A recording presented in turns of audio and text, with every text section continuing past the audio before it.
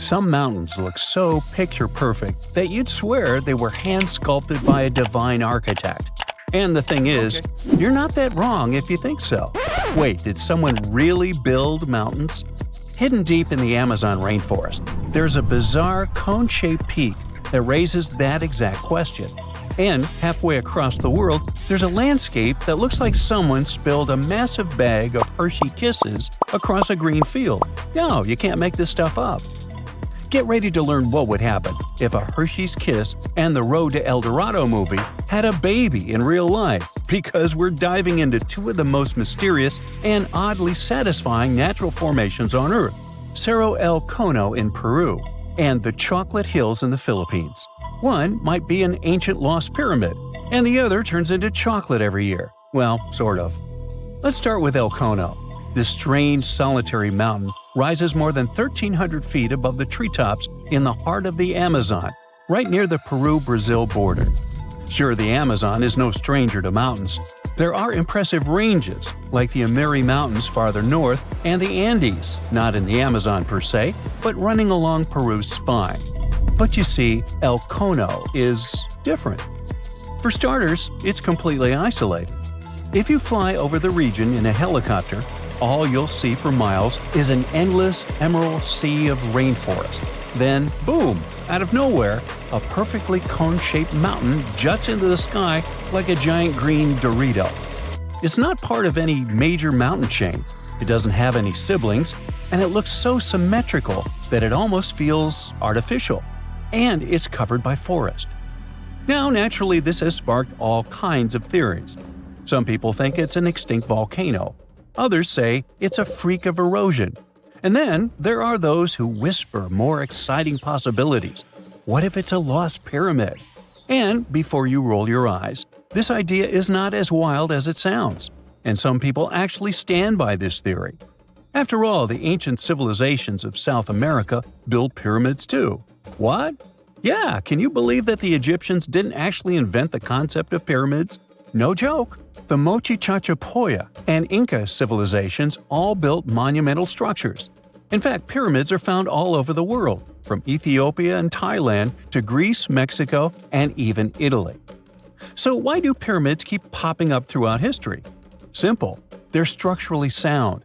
The broad base supports the weight, and the pointed top was often seen as a symbolic connection to the heavens. Okay, but what are the chances of all these people coming up with the same idea at the same time? Okay, calm down. Ancient aliens. Yeah, that's possible. But as it turns out, ancient people did talk to each other via trade, migration, and cultural exchange. Ideas like pyramids didn't need to come from a secret one-world civilization. They just came from smart, curious humans scattered across the globe, all looking up at the stars and wondering how to get closer. In fact, recent archaeological discoveries have revealed massive ancient cities deep in the jungle that were completely swallowed by nature. In Guatemala, scientists uncovered a lost Maya city with its own pyramid structures. In Mexico, an entire metropolis was found buried beneath forested hills. So yes, humanity can forget an entire city. Take another look at El Cono from the air, and you might start believing it too. Its slopes are smooth. Its symmetry is uncanny. From above, it resembles a colossal step pyramid or ziggurat, cloaked in jungle vines and secrecy. And if someone told you it was the moss-covered remnant of an ancient civilization, you might just nod and say, "Yeah, I see it." Of course, no one's proven anything yet. But the mystery is delicious. Like a myth waiting to be cracked open. At the same time, for people who live nearby, El Cono isn't just a geological curiosity, it's sacred. In Andean cosmology, mountains like El Cono are known as apus, spiritual guardians of the land. These aren't just rocks, they're living beings, protectors, deities. Think Te Fiti from Moana, but South American and a little more mysterious. The indigenous tribes in the region still pay their respects to this mountain, treating it not as a tourist attraction, but as a sacred ancestor. And while everyone's busy debating whether El Cono is a mountain or a pyramid, nature's just vibing. The area surrounding El Cono is now part of Sierra del Divisor National Park, created in 2015 to protect one of the richest ecosystems in the Amazon. We're talking about rare plants, hundreds of bird species, many types of monkeys, and endangered animals like jaguars, giant armadillos, and even tapirs, the jungle's adorable pig-elephant hybrid. And yes, there are caves, springs, and even undiscovered ruins hidden deep in the forest around El Cono. So, what is El Cono really? Some geologists think it's likely a volcanic cone based on its shape. That's the official word from UNESCO anyway. Others argue it's a rare example of erosional geomorphology, a fancy way of saying wind, water, and time teamed up to carve a perfect mountain out of the landscape. Like geological origami, shaped by millions of years of natural forces. But the truth is, we don't know. Not for sure. Not yet. Until someone launches a respectful science-based expedition with drones, ground-penetrating radar, and a green light from the local communities, El Cono will keep its secrets. And maybe that's the best part. Sometimes it's mysteries that make the world feel truly magical. Now, let's jump onto a metaphorical plane and head to the Philippines, where the mystery continues and gets a little sweeter. Spread across more than 20 square miles, there are between 1,200 and 1,700, or even more, perfectly shaped hills that look like chocolate kisses. Like seriously. In the dry season, the grass turns brown, and suddenly, it's like someone dropped hundreds of Hershey kisses all over the landscape. Sweet, right? These are the Chocolate Hills, duh. And they're some of the Philippines' most iconic natural wonders. From afar, they look almost too symmetrical, like some alien landscaper came down with a measuring tape and a sense of humor. But how did they get here? Well, according to scientists, the Chocolate Hills are a rare type of karst formation, a term used to describe landscapes formed when slightly acidic rainwater dissolves soft rock like limestone. In this case, the hills were once coral reefs and marine limestone that were pushed above sea level by tectonic forces. Over time, the exposed rocks got eroded by wind, rain, and underwater rivers, leaving behind this stunning army of symmetrical mounds. It's a geological marvel millions of years in the making. But science isn't the only explanation in town. Local legends are more fun. One story says the hills were formed when two giants got into a rock-throwing fight, launching boulders at each other until they collapsed in exhaustion, leaving the landscape littered with mounds, just like that one scene from the Hobbit movie. Another tale speaks of a heartbroken giant whose tears turned into earth, forming the hills as a tribute to his lost love. Oh. Today, the Chocolate Hills are a National Geological Monument and a major tourist attraction in the Philippines. They're also being considered for UNESCO World Heritage status, because, really, where else can you find such a naturally satisfying mix of geology and dessert? If you ever want to visit, it's pretty easy. Fly into Boho Palango International Airport or take a ferry from Cebu, and then head to the towns of Carmen, Batuan, or Sambanga. There are designated viewing decks, eco-parks, and even ATV tours that will let you explore the hills up close. So, whether you're chasing lost pyramids in the jungle or climbing a mountain that turns into chocolate in the summer, the planet still has places that surprise and delight. And that's the real treasure. Sometimes, nature's weirdest, most beautiful shapes aren't hiding aliens or ancient tech. They're just proof that Earth has a wild imagination. Now, how about some surreal hidden places to check out? Grab a flashlight and your backpack, and bon voyage! The trip starts in the mountainous country of Switzerland. You travel to the town of Waltensburg in the eastern part of the country. It's raining and it's very cold, but you still make your way to the bottom part of a mountain, where your first adventure awaits. After climbing up high in the mountains, you see a strangely shaped castle. To get there, you must walk up an extremely narrow pathway. Don't look down, you think to yourself. You tighten the straps of your backpack and manage to walk along the pass. Standing at the door of the castle, you really can't believe what you see. A 13th century fortress built entirely of stone. Today, all that is left of Krafenstein Castle is mainly its ruins, but their condition is good enough to get an idea of what the place looked like back in its glory days. You take your time to explore the castle inside, but honestly, this place gives you the chills and you're ready to move on. The next place on the list is Turkey. A plane and then a car ride later, you arrive in the city of Çorum in the northern part of the country. On the outskirts of Çorum, you find a valley filled with old, overgrown mountains and see the beginning of the trail you're about to hike. The way is extremely steep, but it leads to a secret door carved in the mountain. Congratulations! You've just arrived at Kapilikaya. The huge door is a massive arched stone that blocks the entrance to a hidden building. Experts think it has existed since the 2nd century BCE. Unfortunately, the huge door won't open, so what's hidden inside is a mystery today. It's guessed that there is a room inside. Some locals say there's a treasure hidden there too, but until today, no one has managed to enter the place to check. Okay, it's time to get moving before night falls.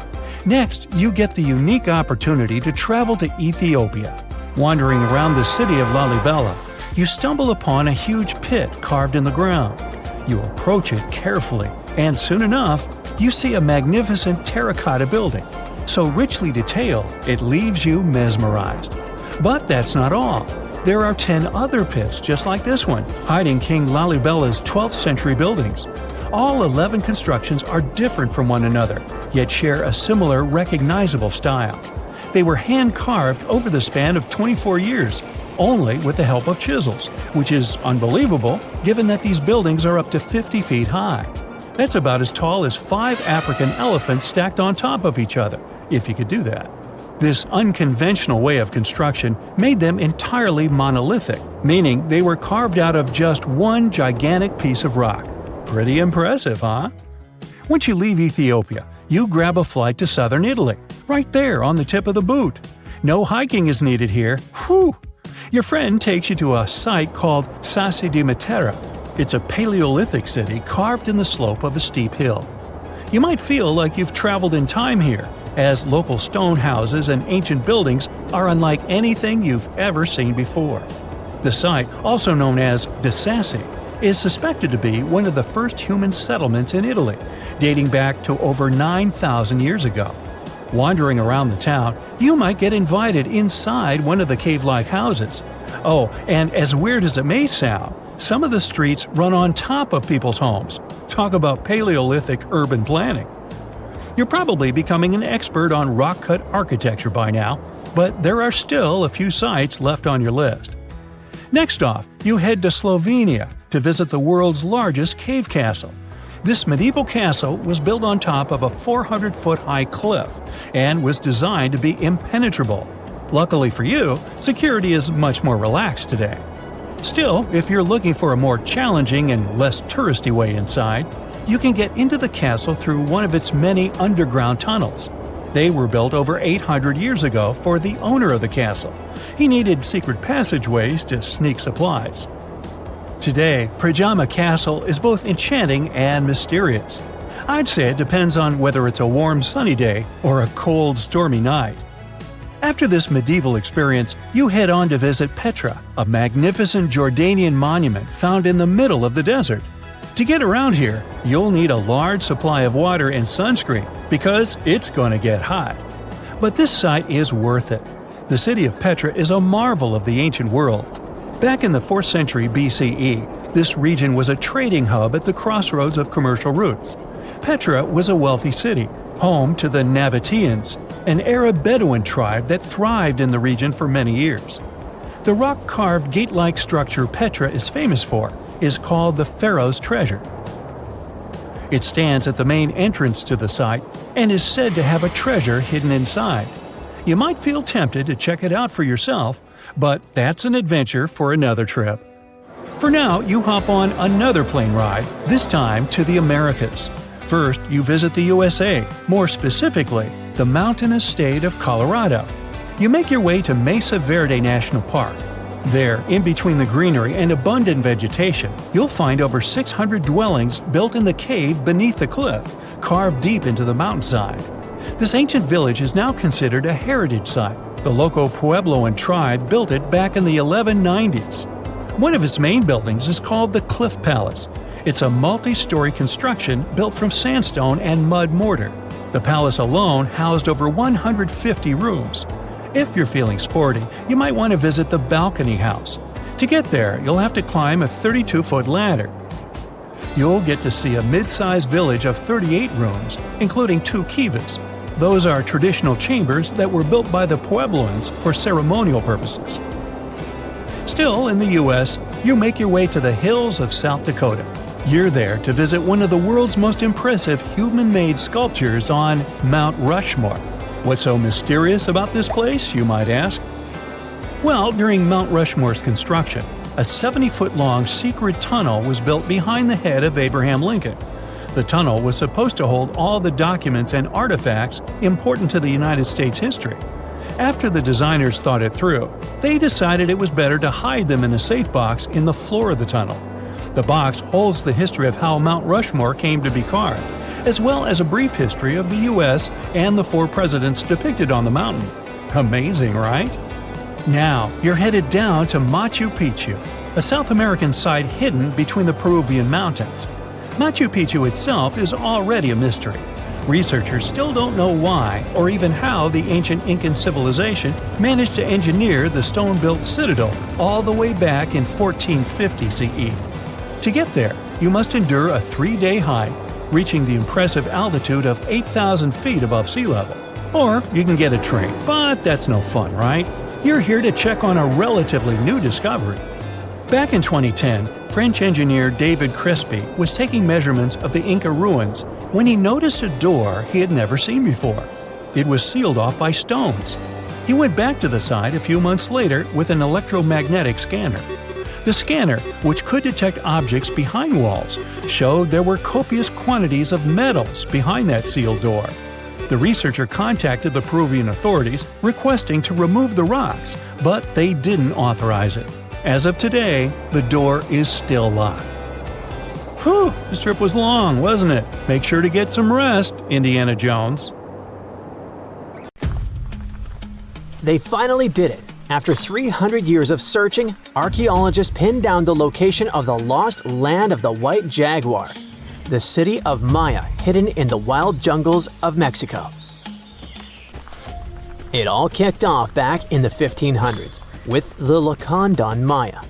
These guys were some super tough survivors who just didn't quit. When their main capital, Lacamtun, fell to the Spanish in 1586, most people would have called it game over. But not the Lacandon.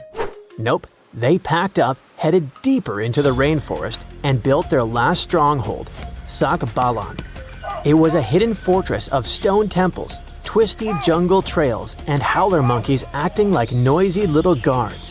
For over 100 years, the Lacandon managed to keep their traditions alive there, far from European control. Then, in 1695, history came crashing in. A Spanish friar named Diego de Ribas stumbled into Sacbalan. And yeah, that was basically the beginning of the end. Soon after, the Spanish took over. By 1721, the Maya had abandoned Sacbalan. The jungle didn't waste time. It swallowed the place whole, with roots tearing into walls and vines smothering plazas. The city didn't just disappear, it got eaten alive. For the next 300 years, Sacbalan turned into more of a myth than a memory. A name archaeologists and explorers would whisper, secretly hoping to find it one day. Plenty of expeditions tried to track it down, but the rainforest is sneaky.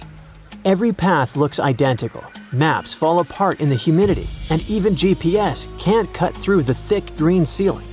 It was like looking for a needle in a haystack, except the haystack was alive, covered in thorns, and yeah, crawling with jaguars that would happily make you lunch. So how did the scientists crack the mystery? One word: a letter from the 17th century. The letter by Diego de Ribas described all the routes, rivers, and trails leading to Sacbalan. It showed in every detail the journey of the soldiers who walked 4 days to the Lakuntun River after leaving Sakbalan. Then they sailed for 2 days and arrived at the church El Encuentro de Cristo, left their canoes and continued on foot to Lake Petén Itzá in Guatemala. This was already detailed enough, but the scientists needed to pinpoint the exact location with geographic information systems. They took into account vegetation layers and how much each person was carrying to map an approximate range where Sakbalan should be. They fed this information to GIS and calculated where the city should be. And bingo, it worked. Archaeologists traveled through the jungle and found stone temples rising like broken teeth from the earth. There were also some tools and ceramics, and a Spanish church right in the middle of the ruins. The discovery isn't just about cool ruins, it rewrites history. For decades, people assumed the Lacandon simply scattered after Lakamtun fell, but Sakbalan proves they regrouped, fought, and preserved their culture for over a century more. It's like discovering the final chapter of a book we thought ended too soon. There's also irony here. The Spanish friar who revealed Sakbalan helped doom it. Yet his letter, centuries later, also helped save its memory. Today, the ruins sit inside a biosphere reserve, protected by the same jungle that once hid them. Tourists can't just waltz in. It's raw, tangled, alive. The city breathes again, but on its own terms. Scientists just uncovered another lost city, buried under the thick jungles of Mexico. It had been hiding there for 600 years. The place is called Gengola, and it's massive, about 360 hectares with more than 1,100 buildings, 2.5 miles of defensive walls, its own network of roads, and a super organized city plan. Because it was so deep in the jungle, you'd never realize how huge it really was unless you spent years hiking through it. But modern tech swooped in to save the day, using LiDAR, a kind of laser scanning tool. Researchers flew over the site, and in just 2 hours, they had a full 3D map of the entire city. Gengola was built sometime between 1350 and 1521, back in pre-Columbian times, and it used to be buzzing with life. It was a major hub for the Zapotec people, who had been around in the region since about 600 BCE. Families there lived in homes with big central patios surrounded by rooms, and as they got new members, they just add more rooms and stretch their houses out. They even used the mountains around them as natural walls and channeled mountain water for drainage. A lot of their buildings are still standing, which is wild considering how much time has passed. By the late 1400s, the Zapotec were real powerhouses along the Pacific coast. They even fought off the Aztecs, who were constantly trying to expand. At Gengola, they survived a brutal 7-month siege. But even though hiding in the mountains kept them safe, it wasn't perfect. They didn't have enough fresh water or farmland to feed everyone. Just 12 miles away, the smaller city of Tehuantepec had what they needed. So the Zapotec moved there right before the Spanish arrived in 1521. What the scientists have seen so far is just scratching the surface. That LiDAR scan revealed more than 1,000 buildings, and archaeologists are planning years of research to figure it all out. Instead of digging everything up and risking damage, they'll use advanced scanning tech to keep studying the city safely. Alright, now let's hop across the world to Egypt, where archaeologists stumbled on a whole lost city called Imet, tucked away in the eastern Nile Delta. The place was buried under layers of mud, water, and time, hiding in a swamp that's been shifting and changing for thousands of years. Scientists first noticed it from way up high in faint little clusters of mud brick foundations in satellite images. The shapes looked shaky and ghost-like, but too neat to be natural. So they followed the patterns down on the ground, started digging, and the city started coming back to life. They found multi-story tower houses, basically mini skyscrapers of the ancient world. They had multiple floors, thick foundations, and could handle some serious weight. That kind of vertical living is super rare in Egypt, especially outside the Nile Delta. It showed that people in Imet weren't just spreading across the land, but stacking upward, which means the city was packed, carefully planned, and way more urban than anyone thought for that time. And it wasn't just fancy housing either. Archaeologists also uncovered a grain processing center with paved work areas, animal pens, and organized spaces for food production. Clearly, this was a city with a real economy running behind it. Not far from there, they spotted a ceremonial road that once led to a temple for Wadjet, Imet's patron deity. But later on, other buildings got plunked down over the road, which shows that Wadjet's worship faded over time. Still, the ruins coughed up some amazing relics, a green faience little funerary figurine, and a stela showing Harpocrates perched on crocodiles and gripping snakes. He was the Greek spin on Horus, deity of silence, secrets, and the newborn sun. And there was even a bronze sistrum, an ancient Egyptian musical instrument decorated with twin heads of Hathor. Turns out, Imet was active from around the 4th century BCE onward, stretching from Egypt's late period into the Roman era. Its location along trade routes made it a magnet for merchants and pilgrims visiting Wadjet's temple. So it wasn't just hanging on, it was thriving, connecting, trading, and adapting with the times. And this isn't just another dusty ruin. Imet is giving us a window into everyday life, religion, and urban planning in the Delta, which we've always known way less about compared to the big pyramids and tombs.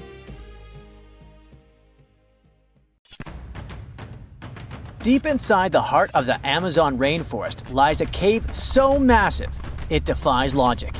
Stretching for 2,000 feet, this tunnel is so big a human could easily walk around inside of it. Its walls are etched with deep, mysterious claw marks. But this is just one of many. If you travel to the south of Brazil, you'll stumble upon over 1,500 similar caves, ranging from modest tiny burrows to massive passageways. These are not your average spooky, bat-filled caverns. They're what researchers call paleo burrows, also known as ancient underground structures dug by creatures so colossal they make modern elephants look small. Whatever creature dug those tunnels displaced 800 elephants worth of dirt. I know, it still looks like a normal cave, but experts noticed this one was special because the walls were too neat and rounded, and the floor was too smooth.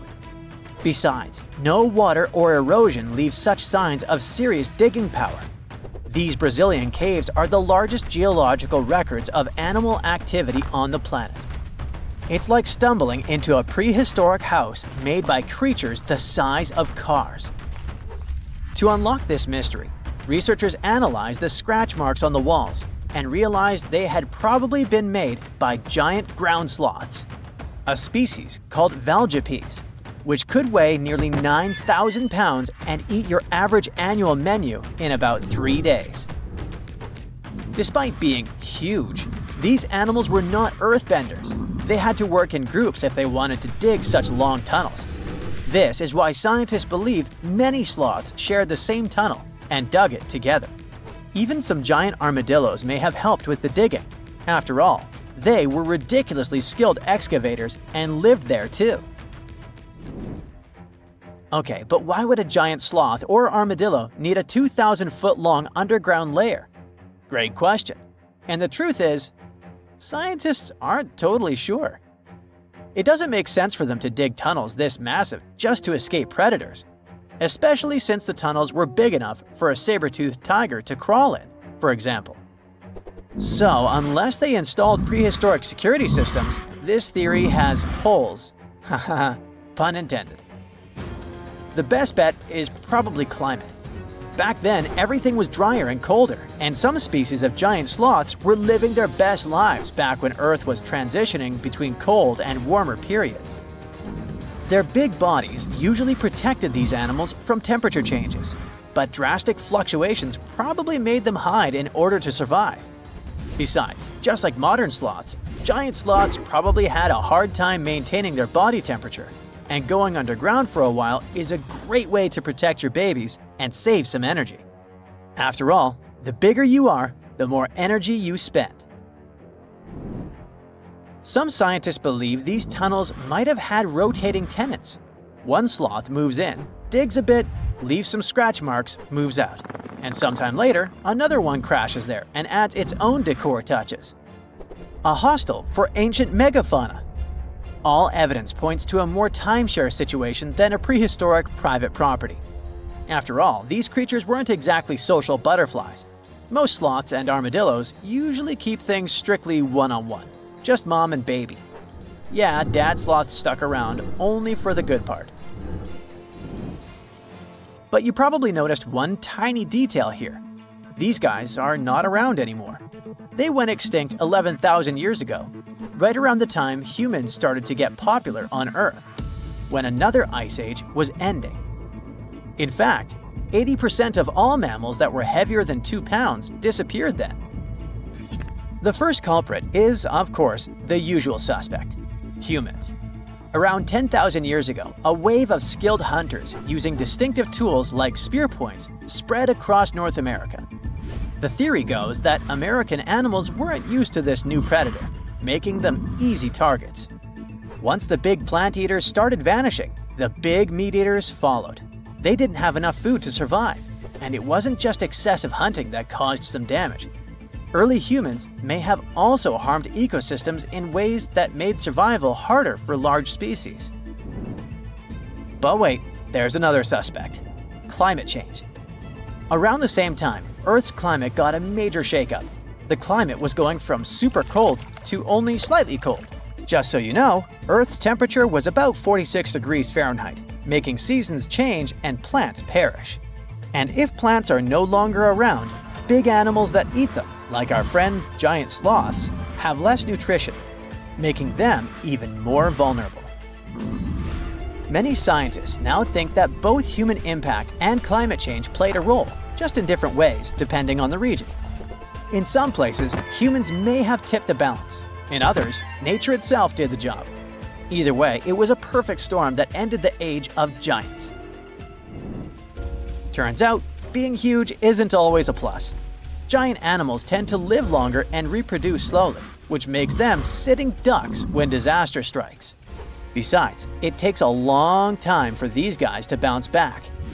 After dinos disappeared, for example, it took 15 million years for new mega mammals to stomp onto the scene. The last major extinction happened around 12,000 years ago. Not really enough time for brand new massive beasts to evolve. Today's biggest ground animals, like elephants, rhinos, and bison, aren't newcomers.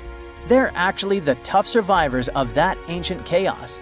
And, well, at least we still live alongside the blue whale, the biggest mammal ever.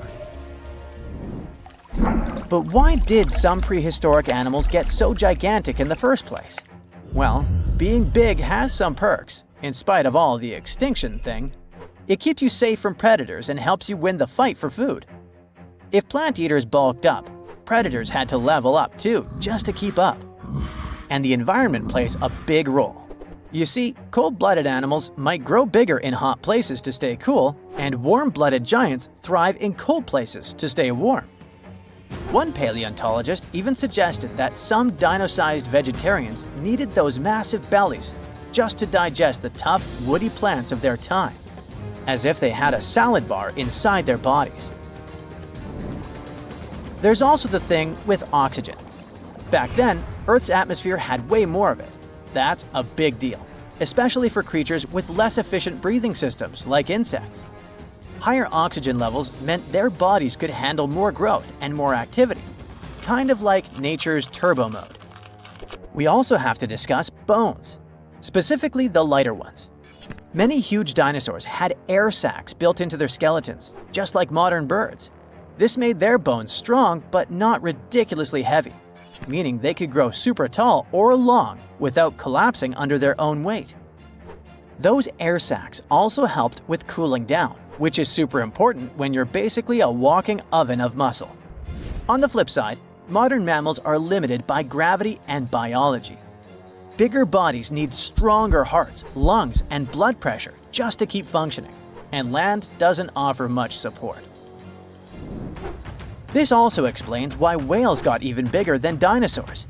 The ocean acts like a natural support system, which pretty much means that buoyancy helps hold up all that mass. So blue whales can hit a jaw-dropping 330,000 pounds without turning into pancakes. On land, that kind of size would be a serious health hazard. So ancient giants weren't just freaks of nature. They were the result of the right mix of air, food, physics, and environment working together in just the right way.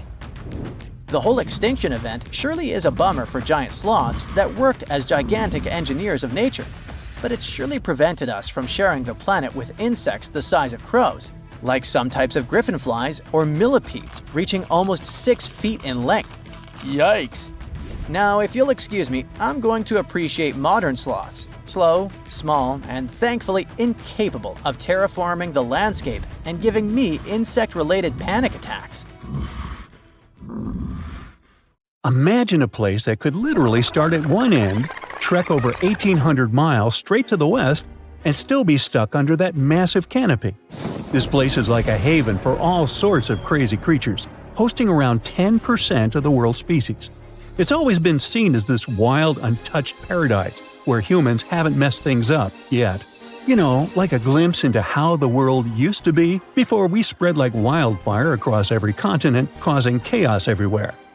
I'm talking about the Amazon region. That massive jungle turns out to be hiding some seriously cool secrets. For centuries, people have been talking about these lost cities deep within the forest.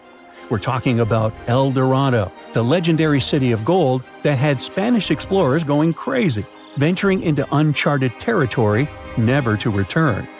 And even in the 20th century, the adventurous Perry Fawcett went looking for the lost city of Z and disappeared into the jungle, leaving us all hanging.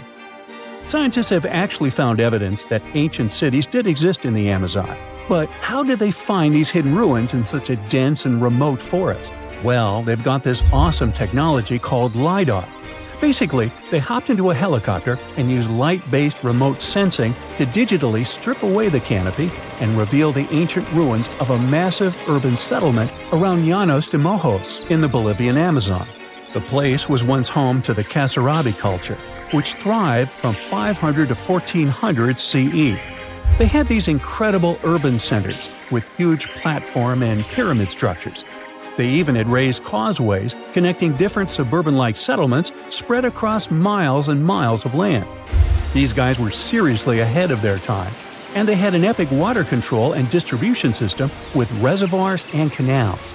So yeah, the Amazon rainforest wasn't just some untouched wilderness. It was actually heavily populated and even urbanized for centuries before recorded history of the region began. But the thing is, a bunch of people turned a blind eye to the fact that there were actually some pretty cool architectural sites lurking around here that totally deserve some exploring. Scientists predict that in the next 10 to 20 years, we're going to uncover a ton of these cities, and some might even be bigger than the ones we're talking about here. Michael Heckenberger, an anthropologist with the University of Florida, points out that we've seen some similar settlement features, like moats and causeways, in other parts of the ancient Amazon. This new research reveals something totally mind-blowing. Past examples of urbanism in the Amazon were more like groups of villages connected together, not quite what we'd call urban. You see, they were missing those fancy larger centers with their grand architecture and stuff. But guess what? Llanos de Mojos has got them. This place is the real deal when it comes to a fully urbanized Amazonian landscape. So, in the Llanos de Mojos region, a bunch of ancient settlements have been found. These were home to the Kasarabi people, who were all about hunting, fishing, and farming maize. We're talking about hundreds of sites spread across 1,700 square miles. But these sites were so remote and hidden in the tropical forest that it was like trying to find a proverbial needle in a haystack. A team of archaeologists weren't going to let that stop them, though. They decided to take to the skies and use some fancy LiDAR mapping technology. Just imagine an aircraft flying over the area, shooting out a bunch of infrared beams. These beams hit the ground and bounce back, giving us the distance to different objects. It's like creating a super detailed map from above. Using computer software, these genius scientists were able to strip away the trees from the images. revealing the Earth's surface and all the ancient archaeological goodies hidden beneath. And boy, did they strike gold. They found a whopping 26 unique sites, including 11 that nobody even knew existed before. So what about these 26 super cool sites? Among them, we've got Landivar and Kotoka, which are like these huge urban centers. And get this, we already knew they existed, but the new maps revealed they cover 1.5 and 1/2 square miles respectively. These centers are surrounded by moat and rampart fortifications, like something out of a medieval castle. And they've got all sorts of crazy stuff inside. We're talking artificial terraces, massive earthen platform buildings, and pyramids that reach over 70 feet tall. All these epic buildings are actually facing the north-northwest. It's like they were trying to align themselves with the cosmos or something. This kind of cosmic worldview can be found in other ancient sites in the Amazon too. Now, let's take a bird's-eye view and strip away all those pesky trees. We can see these two centers in all their glory, and they're actually connected to a whole network of settlements through a bunch of causeways. Picture it like spokes on a wheel, stretching out for miles. Canals also stretch out from these main centers and connect to rivers and Laguna San Jose. It's like they had their own water delivery system going on. These ancient guys totally reshaped the whole landscape with their crazy cosmology. The only bummer is that their impressive architecture was made from mud brick. While it looked amazing back then, it just wasn't as durable as the limestone used by the Maya. What happened to the Kasarabi and their settlements is still a big mystery. But based on dating at the sites, it looked like they disappeared around 1400 CE, way before Europeans arrived in the Amazon. One theory is that a massive drought hit the region and messed everything up. The researchers found these massive water reservoirs at various sites, which is pretty interesting, considering how rainy the Amazon is known to be. Who knows if they were for drinking water or farming fish and turtles? But hey, severe droughts have happened in the past, and it only takes a couple of bad harvests to make people pack up and move on. What's even more interesting is that these communities thrived in the same area where this guy Fawcett we mentioned before went missing while searching for his lost city of Z. Maybe he was onto something after all. This is how it was. Fawcett stumbled upon this super cool document called Manuscript 512 at the National Library of Brazil. It's believed to have been written by a Portuguese explorer. Now, according to this document, back in 1753, a group of explorers discovered the remains of an ancient city. It had arches, a statue, and even a temple with hieroglyphs. But the document didn't spill the beans on where this city was located. So Fawcett got all hyped up about finding this city and made it his secondary mission after his main goal of finding something called Z. At one point, he had to come back to Britain to run some errands, but in 1920 he decided to give it another shot. Fawcett went on a personal expedition to find the city, but it was unsuccessful. 5 years later, Fawcett, his son Jack, and their buddy Raleigh Rimmel disappeared in the Mato Grosso jungle. Some researchers think that Fawcett might have been influenced by info he got from indigenous folks about this place called Cujicagú. Turns out Cujicagú was discovered by Westerners in 1925, and it had the ruins of 20 towns and villages. Up to 50,000 people might have lived here. And get this, the discovery of other earthworks in southern Amazonia totally supports Fawcett's theory. In 2005, an American journalist wrote an article about Fawcett's crazy expeditions and discoveries. He called it The Lost City of Z. Catchy, right? Well, in 2009, he turned that article into a book with the same name. And in 2016, the super talented writer-director James Gray made it into a movie. Now, here's where things get a bit sad. The Amazon region is changing rapidly. Farming, ranching, and energy production are changing this incredible place. And guess what? Those untouched areas with ancient relics won't stay untouched for long. It's a race against time to document and preserve what's left of our past before it's lost forever. Eridu, a megacity older than the first known civilization and older than the pyramids of Giza, was buried in the sands of the Mesopotamian desert for over 2,000 years. Now, scientists have made a discovery that changes what we know about the ancient city. They found over 4,000 canals around Eridu that brought water to more than 700 farms where people worked between the 6th and the early 1st millennium BCE. Now, Eridu was founded around 5400 BCE and was the city of the first kings, and history's first city according to the Sumerian king list, an ancient text on a clay tablet. Ancient Sumerians believed that deities created this city when they decided to settle on Earth. Eridu plays such a big role in Sumerian myths and legends that, at some point, people used to think it was just a mythical location. The most famous Eridu myth says that the skies got angry because humans were too noisy, so they decided to send a great flood to wipe them out. A new study showed that the Euphrates River served as the source of water for the entire city. The researchers mapped what remains of the ancient landscape and found a well-developed network of artificial irrigation canals. They discovered 200 large main canals pulling water from the Euphrates, and those canals fed another 4,000 smaller canals. The team used everything from satellite images and drone footage to soil analysis, old records, and remote sizing tech to map out the area. The 700 farms that used the water from the system were different in size, from about 5,000 square feet to over 200,000 square feet. The main canals were a little over a half-mile long, and some stretched more than 5 miles. The smaller canals could be as short as 32 feet. Rivers in Mesopotamia were the main water sources for farming, so ancient farmers had to learn how to guide water from the river to their fields.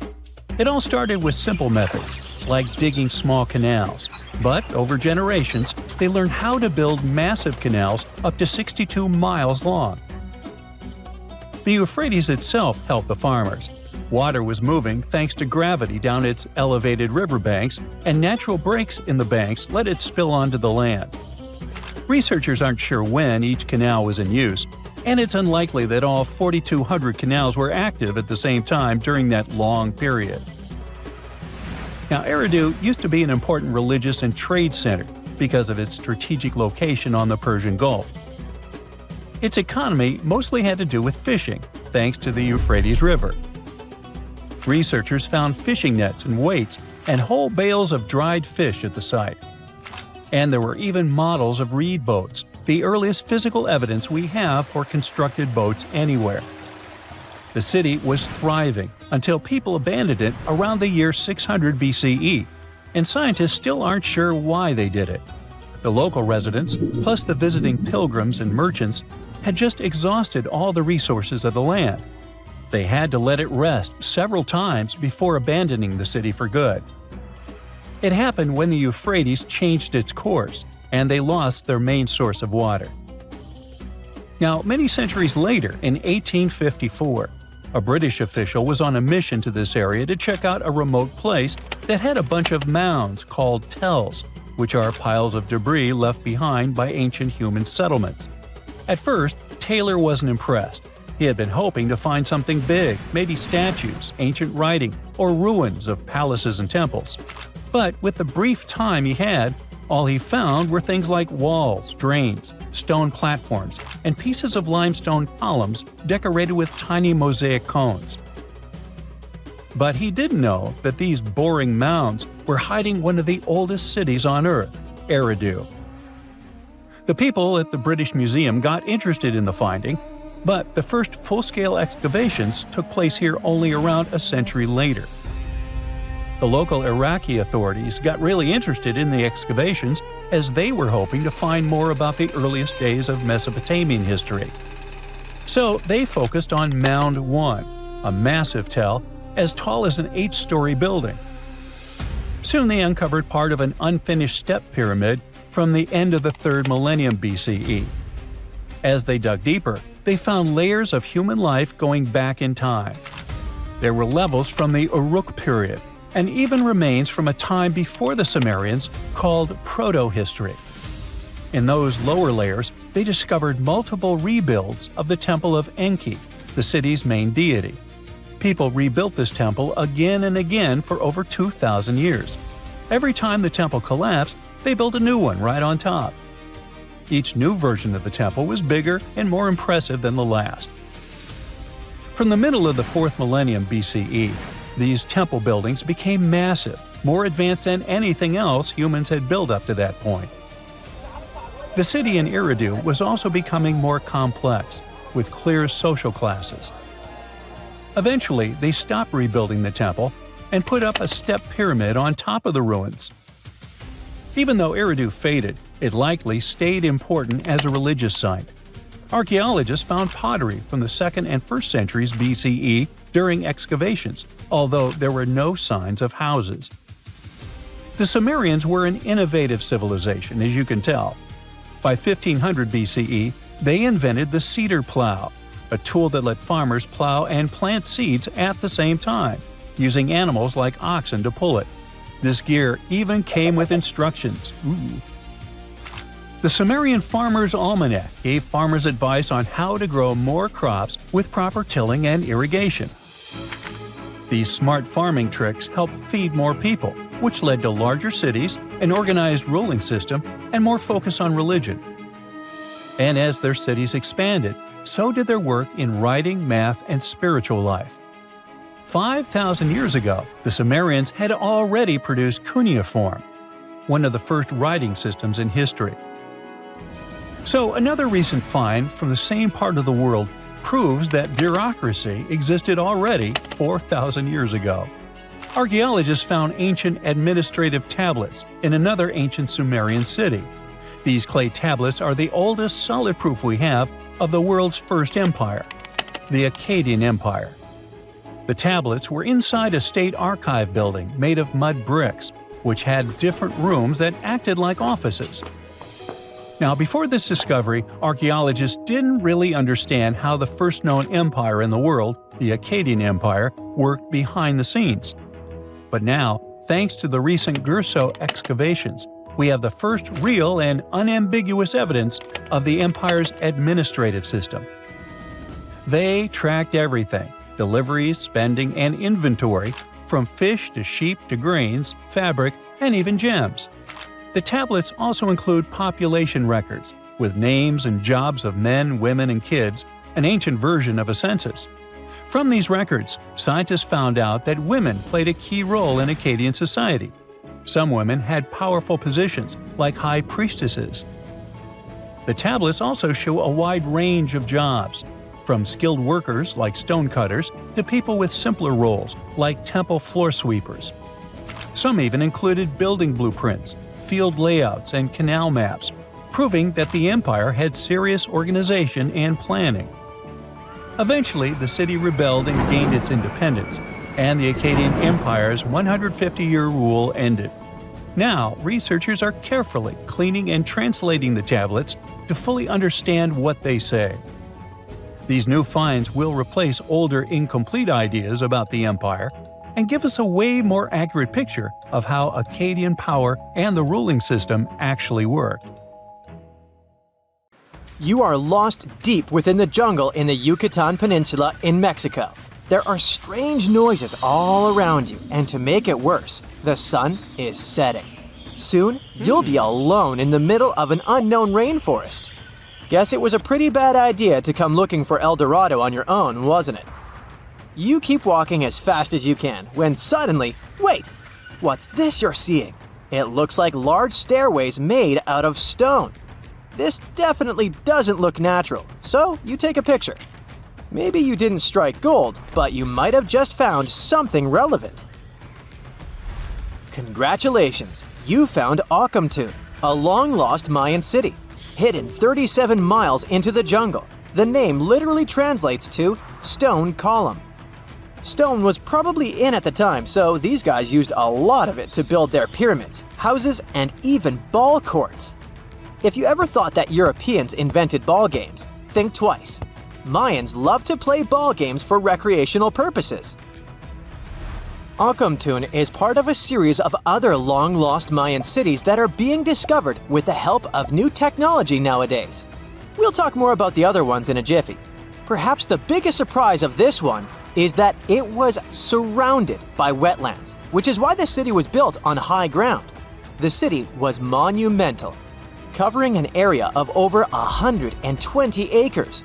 That would be as big as 90 football fields right next to each other. Scientists have found proof that Akhenaten had pyramids of up to 49 feet high, and that it was likely an important social hub between 250 and 1000 CE. This is definitely a game changer. But lost Mayan cities began to be unearthed in the 19th century. Modern technologies, such as LiDAR imaging, help archaeologists see through dense canopies of the forests. This means that people don't really have to risk getting lost in the tropical jungle like you did at the beginning of this video. LiDAR works sort of like an X-ray.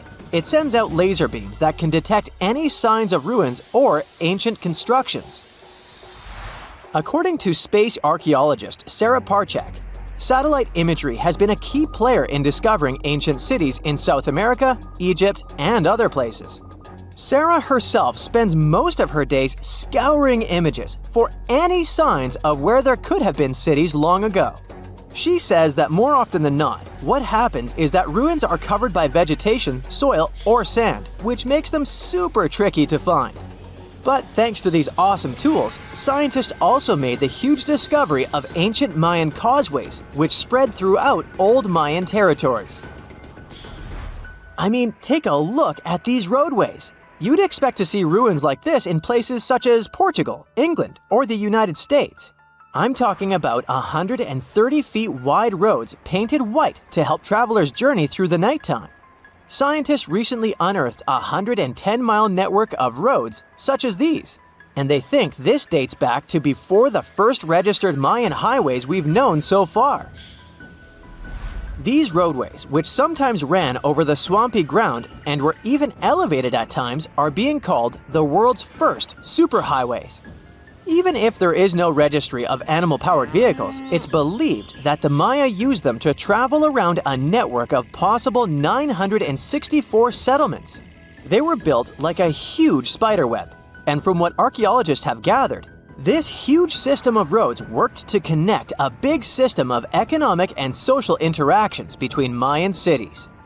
This completely debunks the traditional idea that the Mayan pre-classic period, which dates back to 2000 BCE, was made of small, tribal settlements. Imagine the manpower and engineering ability you need to muster to build something close to these white highways. Scientists believe that these causeways were built pretty much the same way as the Mayans built their pyramids, with a mixture of mud and quarry stone. Oh, and using several layers of limestone to make them white. That's pretty cool, right? But let's take a few steps back for a moment to get some context. The Mayans were one of the biggest pre-Columbian civilizations living in the Americas. Until now, experts believe that at its apex, the Mayan civilization consisted of over 40 cities, with a population of millions of people. That's a lot of folks. Their civilization spanned Mexico's Yucatan Peninsula, Guatemala, and Belize. And they survived mainly on agriculture. The thing is, the Yucatan Peninsula was an extremely difficult place to grow crops. So the Mayans had to develop a complex irrigation system in most of their cities. They built a series of ceremonial buildings, pyramids, and plazas. The Mayans might have been keen pyramid builders, but they also developed an advanced astronomical system. With whatever ancient technology they had, they were able to predict the exact location of planets such as Venus and Mars, as well as the exact dates of eclipses.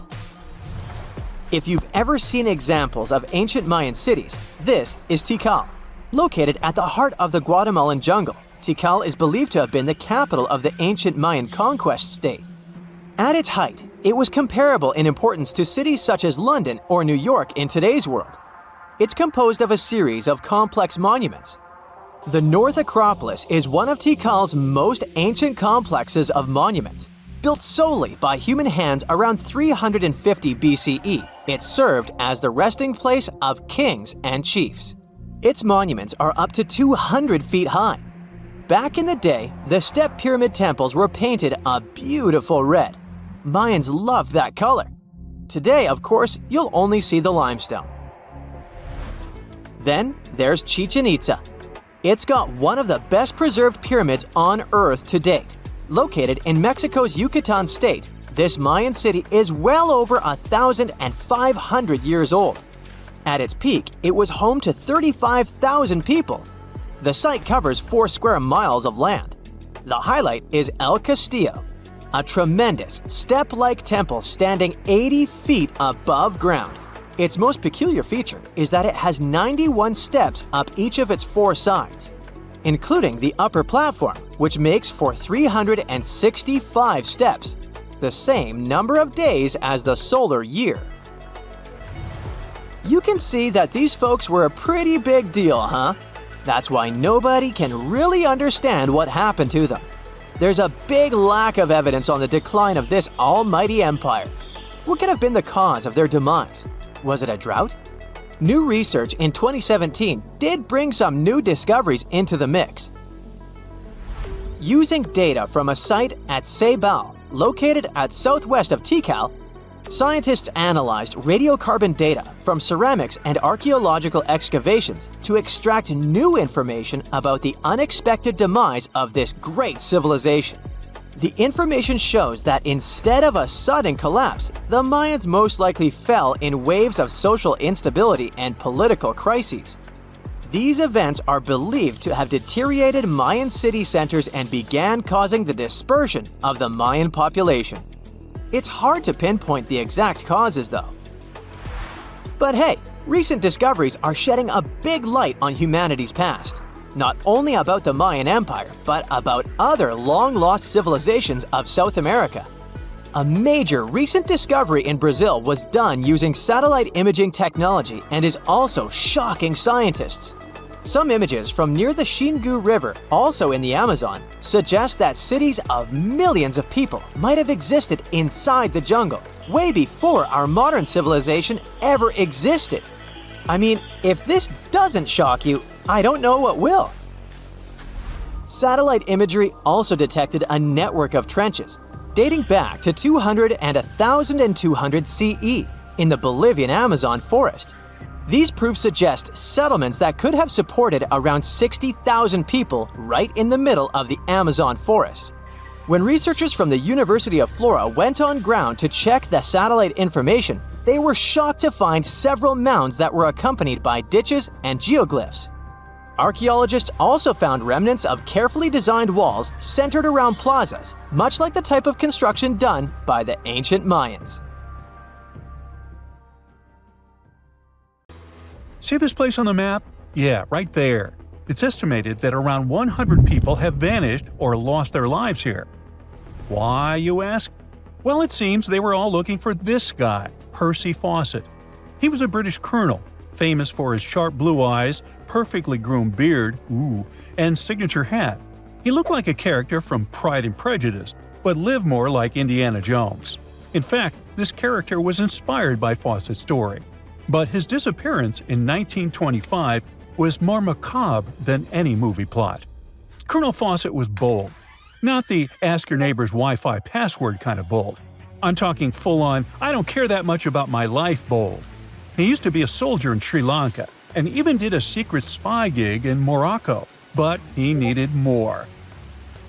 So in 1906, Fawcett started exploring parts of Brazil and Bolivia where no one had dared to go before. His mission was to create secret, mind-blowing maps. Okay, that doesn't sound too risky, but trust me, it was. If you want to explore the world nowadays, you just open Google Earth and, well, that's it. No danger, no adrenaline, just maybe 1 or 2 creepy street view photos. Ew. But we're talking about the beginning of the 20th century, when satellites and this weird Google car didn't exist. Back then, if you wanted to fill in the world map, you actually had to explore the land on foot. So that's how Colonel Fawcett ended up in South America. And he became famous for his expeditions to map out the wild Amazon. He was the first guy to record the locations of waterfalls in that region, for example. But then he got obsessed. Blame it on lack of sleep or whatever sketchy Amazon jungle juice he was sipping, but suddenly he was like, I'll bet there's an ancient advanced city hidden somewhere around here. Spoiler alert, there wasn't. But he was hooked on that idea. Hanging out with native Indians for so long convinced him that large groups could totally thrive in the middle of a massive rainforest. And of course, Fawcett loved a good old adventure story, especially the ones from the 16th and 17th centuries, written by European explorers. In those stories, adventurers claimed they had found huge settlements and fine roadways deep in the heart of Latin America. But Fawcett's all-time favorite story came from a manuscript written in 1753. Back then, adventurers were hunting for precious metals in Brazil when they stumbled upon a ruined city with monumental buildings, roads, and plazas. Oh, and every corner had a Roman-style spire. Naturally, the colonel was all in to find it. Too bad no one told him this manuscript is mostly considered a forgery. Yep, this story is as real as Snow White's. But then, things got weird. The settlement described in that manuscript was supposedly located in the northeast side of Brazil. But now, he's saying there's an advanced civilization in Mato Grosso, which is in a different part of the country. So he decided to name this new place the City of Z. Back in the 1920s, the colonel launched 2 separate expeditions to find it. But both trips failed, as he faced terrible weather, fever, and of course, exhaustion. Now, tell me in the comments, what do you think Fawcett did after 2 failed expeditions? Option A, he quit. Option B, he called his mom. Option C, he tried again because he didn't get the memo that the universe is clearly saying stop. Well, of course, option C is the right answer. This is relentless Fawcett we're talking about. So, 3 years later, the colonel finally gathered enough cash to launch yet another expedition in search of the City of Z. All he needed was a crew of people crazy enough to join him. Famous and experienced explorers were begging to come along. But nope, Fawcett decided to take his son and his best buddy instead. In January 1925, this brave trio set off on their journey. They packed mosquito nets, canned food, and made a promise, we shall return. Another spoiler alert, they didn't. Uh-oh. The journey kicked off in New Jersey, and then they sailed all the way to Rio de Janeiro, Brazil. There, they stopped to grab some pack animals, like horses, and hired a couple of local guides. Now they were ready to head to the city of Cuiabá. Now keep in mind the distances in Brazil are crazy huge. So this little journey was like traveling from Miami to Chicago on foot. 3 months later, they finally ventured into the jungle for the first time. And that's when the fun really began. The crew faced piranha-infested rivers, an endless maze of thick trees, and the worst part, bugs. The constant annoying zzz of a gazillion mosquitoes wouldn't let them sleep, and Fawcett's best friend's foot got huge from tick bites. But the colonel didn't have time to babysit his friend's princess foot. Oh no, he was too obsessed to take a break. In fact, at some point, he was so far ahead of his companions that he had to camp alone for a night. On May 29th, Fawcett finally came to his senses. There was no City of Z. But did he let that stop him? Not really. He unpacked their gear and sent the local guides back to Cuiabá. But before saying a final goodbye, he asked them to deliver a letter to his wife, saying something like, "Don't worry, hon, our son is well and getting stronger every day." Sure he was. Anyway, after this dramatic farewell, the trio set off into the bush alone.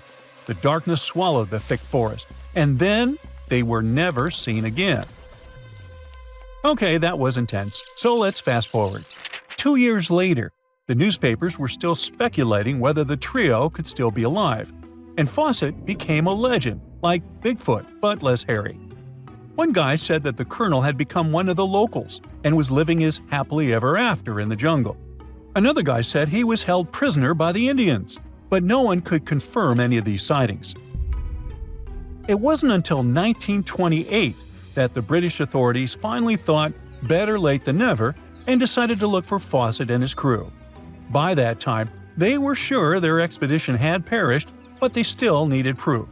And after days and days of surviving the jungle's worst nightmares, they found, well, nothing. But in a weird way, this mystery inspired more explorers to look for them. It's estimated that about 100 people have passed away in this process, and a few have followed in the explorers' footsteps by disappearing without a trace. So, what really happened to the expedition?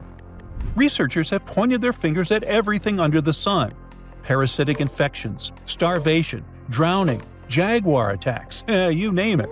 Some even say Fawcett dove headfirst into mysticism and started an occult community in the jungle. The Brazilian anthropologist Orlando Villas-Boas was probably the one who got the closest to solving this case. Back in the 1950s, he was working with the Kalapalo Indians when they suddenly admitted to, getting rid of Fawcett. They even had bones to prove it.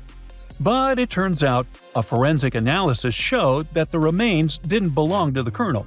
So we're back to square one, and nobody knows, to this day, whatever the heck happened to them. Fawcett's quest, as we know it today, is based on some pretty questionable sources. But there is a possibility that he wasn't living in Delulu land after all. Recent discoveries suggest that his idea of a sophisticated jungle city wasn't just pure fantasy. In 2024, a massive ancient city was found in the Amazon, hidden beneath dense vegetation. Evidence suggests it was built around 2,500 years ago, and it was surprisingly advanced, featuring houses and plazas, all connected by an incredible network of roads and canals. But this city was in a forest in Ecuador, not Brazil. So who knows? Maybe the legendary city of Z is still out there. Ooh. Imagine you could spend an entire week scanning ancient ruins and taking photographs of the world's most surreal archaeological sites. Would you be up for it? So, let's do some digging. The first stop on your busy itinerary is Southeast Asia. It's home to some pretty cool ruins. You start in Bagan, located in the hinterlands of Myanmar. There are many ways to visit the site, and you're glad you've booked 2 different experiences. The first one is a hot air balloon trip at sunrise. Right before dawn, you board the balloon, and as soon as the sun starts to appear on the horizon, you begin your flight over the marvelous area. As the sun rises, it glistens on more than 2,000 conic-shaped golden structures. The hot air balloon ride is quick, but it gives you unparalleled views of all the 40 miles over which the site sprawls. Back on land, you rent a bicycle and roam the village of ruins. Some of them are open and allow you to peep inside. These magnificent ruins were built between the 11th and 13th century CE and were mainly places of worship. There were originally over 10,000 buildings, but they were gradually deteriorating over time due to earthquakes. Thankfully, the site became a UNESCO World Heritage Site back in 2015 and has since been preserved. Up next, you catch a flight to Cambodia. You take some time to visit Angkor, the world-famous archaeological site nestled deep within the jungle. Good thing you've brought bug spray with you. The city of Angkor was once the capital of the Khmer Empire from the 9th to 15th century. FYI, the word Angkor means capital city in the Khmer language. The city was founded by King Yasovarman I, and it became one of the largest cities in the pre-industrial world. Researchers say nearly 1 million people live there. Until today, Angkor is admired for its stunning architecture. The Khmer style is recognized in the use of huge blocks of sandstone. The towers are believed to have been once decorated with gold. But today, the site is a maze of vine-covered temples. The city was abandoned in 1431 and wasn't rediscovered until the 1840s. Oh, and just so you know, this is also a UNESCO Heritage Site. It became one in 1992, in case you want to brag to your friends about your culturally rich adventures in the future. Now, your trip continues in Egypt. You're here to visit the Karnak Temple in the city of Luxor. You opt for the most unusual way to get to Luxor. That is, a boat ride down the Nile River. Leaving Cairo, you head south until you reach the famous ancient city. Luxor was once the capital of Egypt and a true hub of power and wealth. That is why the Karnak complex is such a great archaeological site. You choose to visit it at night, and still at the entrance, you are struck by the site's beauty. In the evening, artificial lights cast a golden glow on the temple statues and stone columns. The temple is huge and was built mainly around the 18th and 19th centuries BCE. Each Egyptian pharaoh from that period left their own architectural mark on the site. The highlight of this tour is taking a walk through the Avenue of Sphinxes and discovering the Great Hypostyle Hall. This hall is filled with towering pylons and solid sandstone columns, a true wonder. From Egypt, you head down to Jordan. Now, if you like terracotta landscapes, you've come to the right place. The city of Petra is a marvel of the ancient world. Located in Jordan's desert, the city was a commercial hub back in the 4th century BCE. The Nabateans, an Arab Bedouin tribe, lived in the so-called Rose City and thrived for many years, having accumulated a significant amount of wealth. The city was known for its innovative water management system, which made the region inhabitable. And yes, you'll catch a glimpse of its ruins on your tour. The rock-carved gate-like structure Petra is famous for what is called the Pharaoh's Treasury. It stands at the main entrance to the site and is said to have a treasure hidden beneath it. Don't forget to stand right beneath it and take one of those classic pictures for social media. Once Petra has been ticked off the list, you fly to southern Europe. More specifically, to the tip of the Italian boot. You have a day trip scheduled to visit the ruins of Pompeii. Pompeii can be reached by car from the city of Naples. It's home to the eerie yet well-preserved ruins of a city that was once engulfed by lava. When Mount Vesuvius erupted in 79 CE, it left the city of Pompeii completely buried under millions of tons of volcanic ash. The ancient city was first discovered by beneath the volcanic rock in the 16th century, but it was first cleared from debris in the 1870s. Today, you'll be able to walk down the streets of these ancient Roman ruins and imagine what the town looked like in its heyday.